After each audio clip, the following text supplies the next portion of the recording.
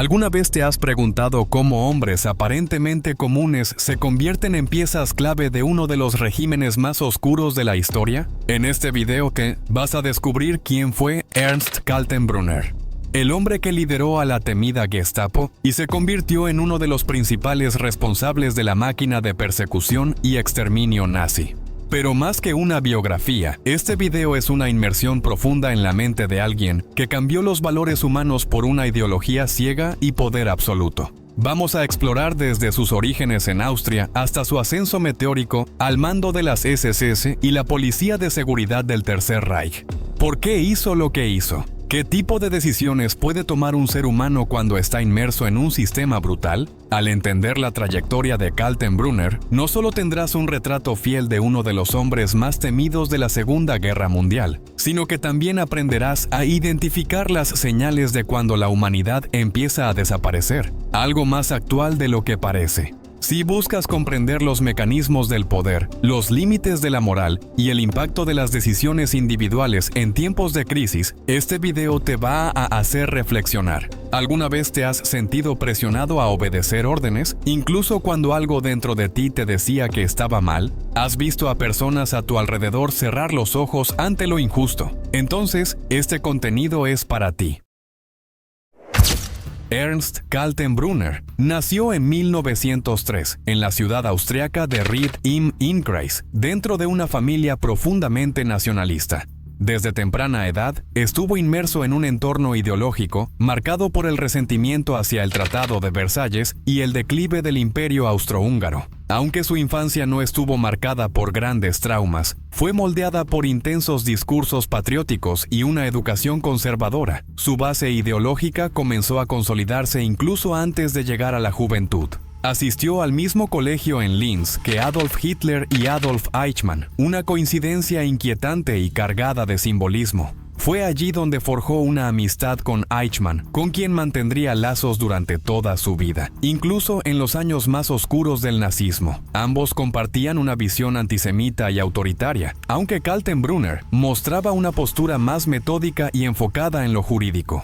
El ambiente escolar, ya influenciado por ideales pangermanistas, funcionó como un terreno fértil para el surgimiento de una generación radicalizada. Esa conexión entre compañeros resultaría decisiva décadas más tarde. En un principio, Kaltenbrunner se inscribió en la carrera de química, pero pronto se dio cuenta de que su futuro estaba en el derecho, la profesión de su padre y un camino estratégico hacia el poder. Ese cambio de rumbo dejaba clara su ambición de ascender socialmente y al mismo tiempo moldear la sociedad sobre la base de principios rígidos de orden y disciplina. Al convertirse en abogado, adquirió habilidades que más tarde usaría para justificar legalmente las atrocidades del régimen nazi. La retórica jurídica se transformó en una de sus armas más filosas dentro del aparato represivo. Incluso durante la universidad, Kaltenbrunner empezó a involucrarse con grupos nacionalistas radicales y partidos de extrema derecha.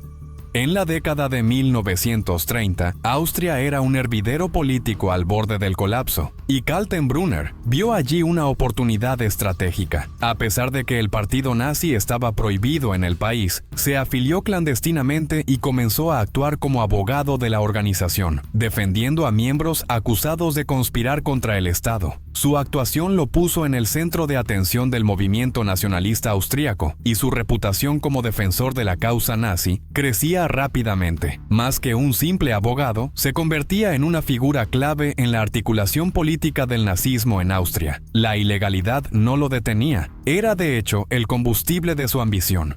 En 1933, el partido fue formalmente prohibido, pero eso no detuvo a Kaltenbrunner. Al contrario, fue arrestado por participar en acciones subversivas y por mantener vínculos con grupos paramilitares nazis. Sin embargo, la prisión solo sirvió para elevarlo al estatus de mártir entre los simpatizantes del régimen de Hitler. Su valentía al enfrentar al Estado austríaco lo transformó en un líder aún más influyente. Al ser liberado, regresó con más fuerza, ampliando sus conexiones con las SS alemanas. A los ojos de la cúpula nazi, era alguien confiable, leal y eficaz. Su ascenso dentro de las SS fue meteórico. pronto alcanzó el puesto de líder regional de la organización en Austria, participando directamente en operaciones clandestinas. Dirigía sabotajes, tareas de espionaje y maniobras políticas para desestabilizar al gobierno austríaco y facilitar la anexión del país a la Alemania nazi. Durante ese periodo fortaleció sus vínculos con figuras clave del Tercer Reich, como Heinrich Himmler y Reinhard Heydrich. Su papel en la recopilación y envío de información confidencial sobre el gobierno austríaco lo convirtió en un recurso valioso para los nazis alemanes. Al proporcionar datos, apoyo logístico y articulación política, Kaltenbrunner ayudó a preparar el terreno para el Anschluss, la anexión de Austria. Su frialdad, disciplina y sentido de la oportunidad llamaban la atención de la alta cúpula nazi. Estaba claro, lo estaban preparando para llegar mucho más lejos. En marzo de 1938, la tan ansiada anexión de Austria al Tercer Reich finalmente se concretó. Kaltenbrunner fue uno de los grandes beneficiados del Anschluss. Su lealtad, sus acciones clandestinas y sus conexiones con la cúpula nazi fueron recompensadas con cargos de altísimo prestigio. Fue elegido para el Reichstag, el Parlamento alemán, y nombrado jefe de las SS y de la policía para la región del Danubio, que abarcaba gran parte de Austria. Ahora, con una autoridad casi ilimitada, comenzó a implementar el terror de Estado con una frialdad burocrática. El país que antes lo había encarcelado, ahora estaba bajo su control. Su poder era tan amplio que pasó a coordinar directamente el campo de concentración de Mauthausen, uno de los más brutales de toda la maquinaria nazi. Ubicado cerca de Linz, la ciudad donde había estudiado en su juventud, Mauthausen se convirtió en un símbolo de sufrimiento y exterminio sistemático. Bajo su supervisión, el campo fue ampliado y transformado en un complejo de trabajo forzado. Miles de prisioneros eran condenados a morir por agotamiento, hambre o palizas. Kaltenbrunner no solo estaba al tanto de los horrores que allí ocurrían, él los autorizaba. Más allá de la brutalidad cotidiana, promovía el uso de métodos de exterminio particularmente crueles, como la infame escalera de la muerte, donde los prisioneros eran obligados a cargar enormes piedras cuesta arriba hasta colapsar. Para Kaltenbrunner, los campos no eran solo centros de eliminación de enemigos del régimen, sino también instrumentos de ingeniería social. Quien sobrevivía salía reeducado o completamente destruido. Institucionalizó la deshumanización con una eficiencia casi industrial. Con el respaldo de Himmler, Kaltenbrunner pasó a administrar una vasta red de represión en toda la región. Además de Mauthausen, organizó prisiones políticas, persecuciones sistemáticas contra los judíos y la supresión total de cualquier resistencia. Era conocido por su puntualidad, su frialdad y su habilidad para delegar órdenes sin dejar huellas directas. Con el inicio de la Segunda Guerra Mundial, Kaltenbrunner expandió aún más su influencia dentro del régimen nazi. Tras consolidar el control represivo en Austria, fue promovido a jefe de la policía de Viena, una posición estratégica desde la cual coordinaba operaciones tanto políticas como militares. Era el hombre ideal para imponer el orden mediante el terror. Discreto, eficiente y absolutamente leal al proyecto nazi. Su desempeño llamó la atención de la cúpula, especialmente después del asesinato de Reinhard Heydrich, considerado el arquitecto de la solución final. La muerte de Heydrich abrió espacio para una silenciosa disputa de poder.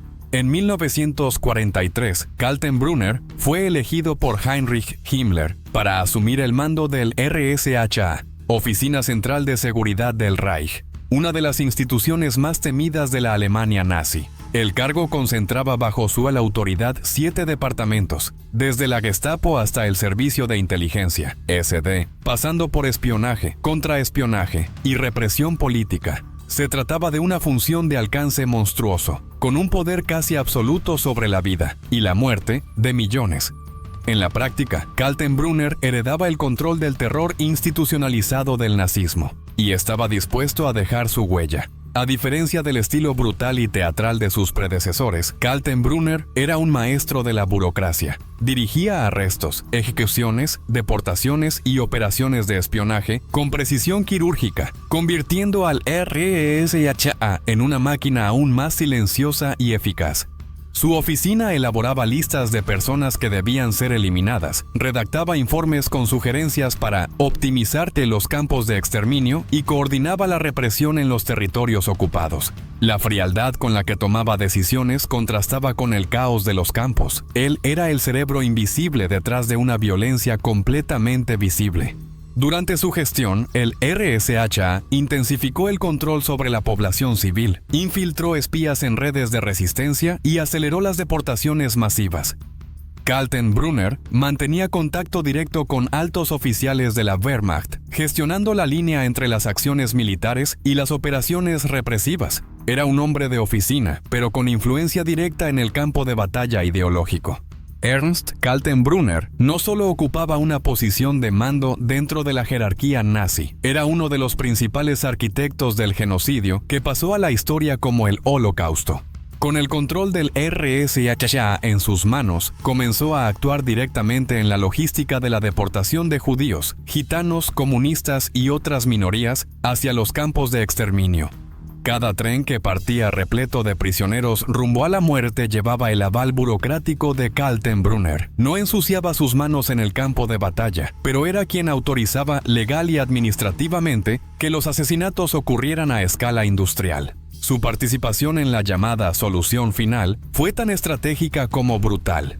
Kaltenbrunner servía de enlace entre la cúpula nazi y los comandantes de los campos de exterminio, asegurando que los planes de aniquilación se ejecutaran con precisión. Bajo su supervisión, se autorizó la expansión de Auschwitz-Birkenau y el uso intensificado del Zyklon B, un pesticida convertido en arma genocida.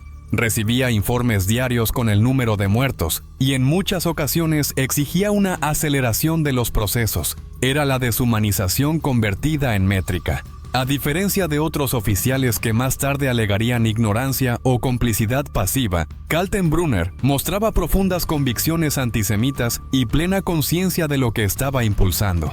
Sus discursos internos, descubiertos después de la guerra, revelan un desprecio absoluto por la vida humana que no encajara en el ideal ario. Veía a los judíos como enemigos existenciales cuya eliminación era necesaria para la supervivencia del Reich. La brutalidad de sus órdenes se reflejaba directamente en los campos ubicados en la Polonia ocupada, donde los trenes no dejaban de llegar y las cámaras de gas funcionaban día y noche. Kaltenbrunner promovía que los procedimientos fueran optimizados, menos tiempo entre la llegada y la ejecución, mayor aprovechamiento de los bienes de los asesinados y ampliación constante de las instalaciones. A pesar de su fama como administrador del terror, Kaltenbrunner también se involucró en operaciones secretas de alto riesgo, que reflejaban su deseo de ampliar el alcance de las SS en el escenario internacional. Una de las más audaces fue junto a Otto Skorzeny, el hombre de confianza de las SS para misiones imposibles. Juntos coordinaron el rescate de Benito Mussolini en 1943, quien estaba preso por fuerzas aliadas italianas. La operación, llamada Roble, Unternehmen H, fue un éxito digno de cine y elevó aún más la reputación de ambos dentro del régimen. Kaltenbrunner demostraba que no era solo un burócrata, también era un estratega, pero sus ambiciones iban más allá de rescates espectaculares. Kaltenbrunner también participó en planes para secuestrar o asesinar a líderes aliados, con el objetivo de usarlos como moneda de cambio en futuras negociaciones. Entre los objetivos estaban figuras británicas y soviéticas, cuya captura, en la mente de los conspiradores, podría cambiar el rumbo de la guerra. Uno de los mayores fracasos de su faceta como estratega fue el enfrentamiento indirecto con Nikolai Kuznetsov, un agente soviético infiltrado que logró engañar, sabotear y desestabilizar operaciones de las SS. Kuznetsov, operando con disfraces impecables, llegó incluso a hacerse pasar por oficial alemán y ejecutó a altos funcionarios nazis. Kaltenbrunner fue advertido sobre la infiltración, pero subestimó su gravedad. Cuando se dio cuenta del alcance del daño, ya era demasiado tarde. El fracaso expuso graves fallos en la contrainteligencia bajo su mando. Por primera vez, su reputación de controlador absoluto empezaba a agrietarse. Aún así, continuaba tejiendo acuerdos y coordinando operaciones, especialmente a medida que la guerra se acercaba a su fin. Intentaba, a través de sus contactos, anticipar los movimientos de los aliados y asegurar una posible fuga o algún tipo de negociación. Sus conexiones con la Abwehr, el servicio de inteligencia militar, y con redes de espionaje en Francia y los Balcanes evidenciaban el alcance de su influencia. Kaltenbrunner sabía que la guerra estaba perdida, pero seguía apostando por acciones quirúrgicas que pudieran provocar una improbable reconfiguración política. Ese optimismo distorsionado lo hacía ignorar la realidad del colapso inminente. Mientras los ejércitos nazis perdían terreno en los frentes de batalla, Kaltenbrunner intensificaba la represión interna como una forma de mantener el control absoluto sobre la población y eliminar cualquier amenaza a la estabilidad del régimen. Una de sus medidas más impactantes fue la implementación de la política de castración química contra los homosexuales condenados, bajo el pretexto de evitar su envío a los campos de concentración. En la práctica, no era más que otra forma cruel de castigo y humillación, disfrazada de alternativa humanitaria. Pero el punto más brutal de su represión interna ocurrió en 1944, cuando Kaltenbrunner lideró personalmente la deportación masiva de los judíos húngaros. En solo unos pocos meses, alrededor de 4.000 judíos fueron enviados a Auschwitz, muchos directamente a las cámaras de gas. Fue una de las operaciones más rápidas y letales de todo el Holocausto. La acción fue ejecutada con una eficiencia despiadada, en colaboración con Adolf Eichmann, su antiguo compañero de escuela. Kaltenbrunner supervisaba cada etapa con frialdad clínica, como si se tratara de una simple operación logística. La escala y la velocidad del genocidio húngaro siguen causando horror hasta el día de hoy. Al mismo tiempo, coordinaba la represión contra disidentes políticos, desertores y miembros de la resistencia tanto en territorio alemán como en los países ocupados. El miedo era su principal herramienta de control, y Kaltenbrunner la manejaba con maestría. Prisioneros políticos eran torturados, familias enteras desaparecían de la noche a la mañana, y cualquier sospecha de traición bastaba para justificar una ejecución sumaria. Los últimos años de la guerra estuvieron marcados por una paranoia institucionalizada, alimentada directamente desde el RSHA. El Reich se derrumbaba por fuera, pero por dentro aún sangraba con disciplina. La represión no perdonaba ni siquiera a los miembros del propio régimen. Kaltenbrunner participó en investigaciones internas que culminaron con la ejecución de oficiales acusados de deslealtad, especialmente después del atentado fallido contra Hitler en julio de 1944. Sabía que, para sobrevivir políticamente, debía demostrar una fidelidad absoluta al Führer, y eso incluía eliminar cualquier sombra de duda. Con el giro de la guerra tras la derrota alemana en Stalingrado, Kaltenbrunner entendió que el colapso del Tercer Reich era solo cuestión de tiempo. Aún así, fue ascendido a general de las temidas Waffen-SS como reconocimiento a su lealtad y eficiencia en el control represivo. Era un intento del régimen por mantener la moral entre sus cuadros más radicales, premiando la fidelidad incluso ante la inminente derrota. Kaltenbrunner, por su parte, utilizó ese nuevo rango para reforzar su autoridad. Mientras los nazis retrocedían en el campo de batalla, él intensificaba los esfuerzos de control interno.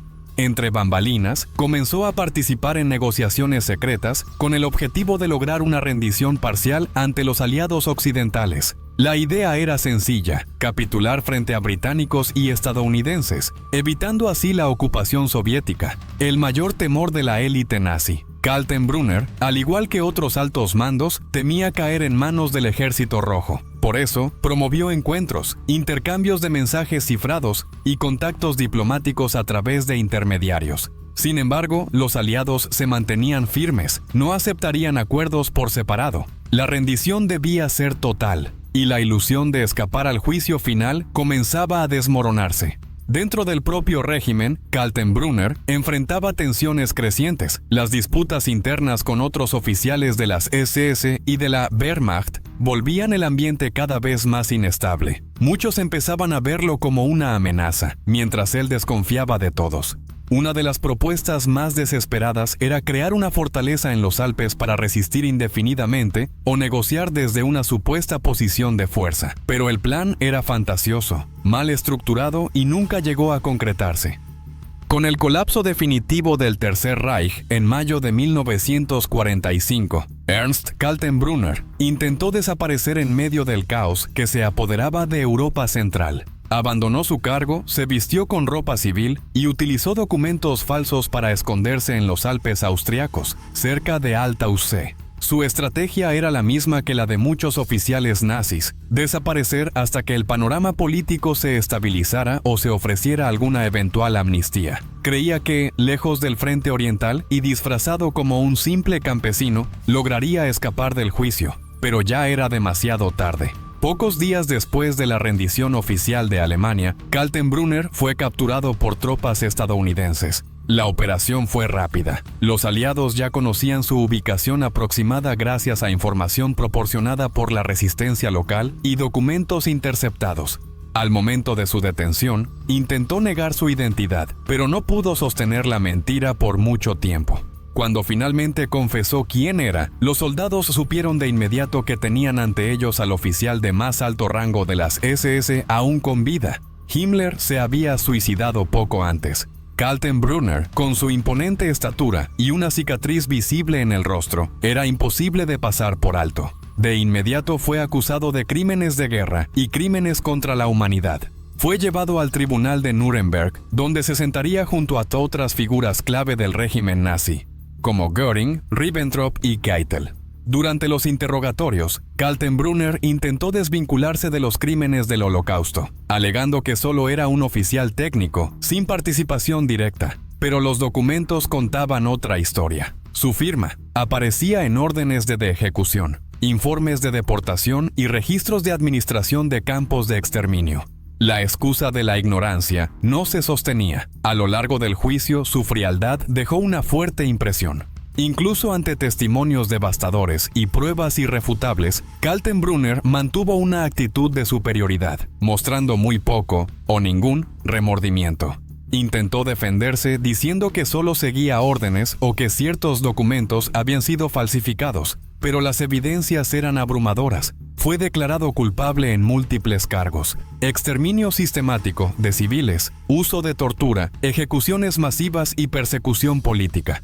En octubre de 1946, fue condenado a muerte por ahorcamiento, una de las ejecuciones más esperadas del tribunal. El final de Kaltenbrunner fue rápido, pero profundamente simbólico. Su muerte representó la caída definitiva de la élite de las SS que había institucionalizado el genocidio y la represión. Fue el único alto comandante del RSHA en enfrentar juicio y ejecución pública. A diferencia de Himmler, que eligió el suicidio, Kaltenbrunner vivió el peso del Tribunal Internacional hasta el último segundo. Ernst Kaltenbrunner quizás sea la personificación más aterradora de lo que significa ejercer el mal con apariencia de normalidad. Un hombre que no gritaba en los escenarios, que no daba discursos encendidos ni aparecía con frecuencia en las fotos del régimen, pero que, entre bambalinas, organizaba con frialdad la muerte de millones. Y tal vez esa sea la pregunta más inquietante de todas. ¿Será que los peores monstruos son justamente los que no parecen monstruos? Aquellos que visten traje, firman memorandos y sonríen con calma mientras autorizan un genocidio. Ahora quiero saber tu opinión. ¿Qué es más peligroso? ¿Un fanático que grita órdenes desde un escenario o un burócrata silencioso como Kaltenbrunner, que convierte el terror en rutina administrativa? Déjalo aquí abajo en los comentarios, porque este debate es más necesario que nunca. Y si te apasiona sumergirte en estas historias ocultas, entender los entresijos del poder y descubrir cómo hombres comunes se convirtieron en símbolos del horror, suscríbete al canal ahora y activa las notificaciones, porque en los próximos videos vamos a seguir revelando verdades que pocos se atreven a contar. Y si no estás aquí, te lo vas a perder.